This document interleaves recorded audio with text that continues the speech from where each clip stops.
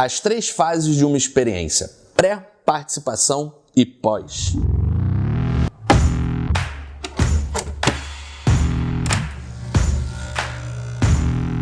A pré-experiência é a etapa em que a gente consegue criar expectativa para alinhar o que a gente vai entregar na participação. É como se eu conseguisse atrair a atenção desse participante, criando um contexto de desejo para que ele viva aquela experiência.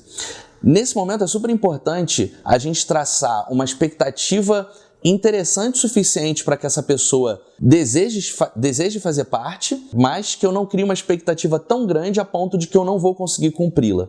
É um jogo de linha tênue de trabalho. Depois da pré-experiência, da criação de expectativa, a gente entra na participação, que é a vivência daquela experiência de fato. É quando a pessoa teve aquela expectativa criada e agora ela está realmente vivendo. É como se eu tivesse num brinquedo de um parque de diversão, criado todo o contexto inicial, dizendo para ela o que vai acontecer, para ela se precaver, para ela apertar os cintos, porque ali não pode levantar a mão se não corta, criando vários contextos até mais lúdicos para aquele tipo de experiência, e naquele outro momento ela está vivendo ali a montanha-russa, em que realmente ela parece que está dentro daquele contexto criado. Depois disso eu tenho uma pós-experiência, que é quando eu consigo legitimar, é quase como se fosse o fecha a conta e passa a régua. Aquela expectativa criada e a experiência vivida fizeram sentido? Eu consegui cumprir aquela expectativa que foi determinada? E aí, nesse caso, tem uma conta de 0 a 0. Se eu conseguir criar uma expectativa e suprir exatamente aquela expectativa na participação, golaço. Muito melhor do que eu evoluir para uma expectativa muito mais alta do que aquilo que eu criei,